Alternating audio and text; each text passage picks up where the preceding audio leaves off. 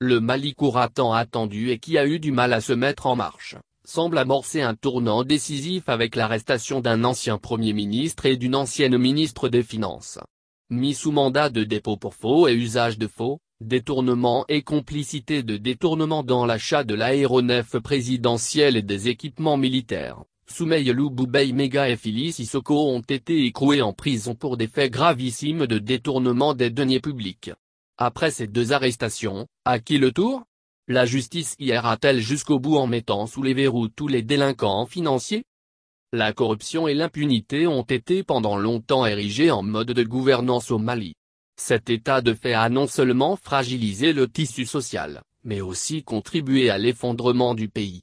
C'est en prenant conscience du péril qui guette le Mali que le peuple s'est mobilisé pour mettre fin au régime corrompu d'Ibk et ses amis. Le coup d'État du 18 août 2020 a été une véritable aubaine pour le peuple qui se voit obligé de mener pression sur les autorités afin qu'elles traduisent en justice tous ceux qui ont puisé illégalement dans les caisses de l'État. Ce message semble être compris par les autorités avec l'attestation de l'ancien Premier ministre Soumeilou Boubèye Maïga, qui était ministre de la Défense et des anciens combattants au moment des faits, et enfin la mise sous mandat de dépôt de l'ancienne ministre des Finances Madame Bouaré Fili Sissoko. Leur arrestation ordonnée par la Cour suprême, à défaut de la Haute Cour de justice, fait débat dans le pays et divise les Maliens. Pour les supporters des deux détenus, la Cour suprême n'est pas la juridiction compétente pour ordonner l'arrestation de ces deux grandes personnalités du pays. Ils renchérissent en disant que c'est un acharnement politique et une vengeance, donc ils trouvent méchants ces arrestations qui ne visent autre chose que de barrer la route de la présidentielle à un super favori. Nombreux sont les observateurs à se réjouir de l'arrestation de ces deux caciques du régime Ibk. Beaucoup espèrent enfin voir les délinquants financiers traduits en justice.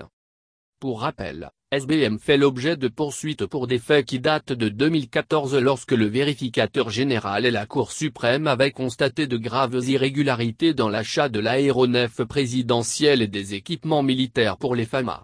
Après des investigations, les autorités maliennes de l'époque avaient reconnu des surfacturations à hauteur de 29 milliards de francs CFA. Le chef de mission du FMIM, Christian Jo et Madame Bouaré Fili Sissoko ont reconnu sans embâche des surfacturations.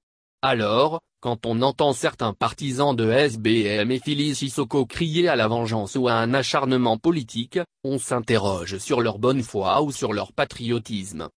Quant à Fili Sissoko, ministre des Finances au moment des faits, pour avoir garanti les prêts contractés jusqu'à hauteur de 100 milliards de francs CFA, elle devient complice d'une entreprise savamment montée pour spolier l'État des ressources financières au profit d'une mafia. Elle a préféré prendre des risques en cautionnant la malversation pour tout simplement garder son poste de ministre. La loi est dure, mais elle reste la loi.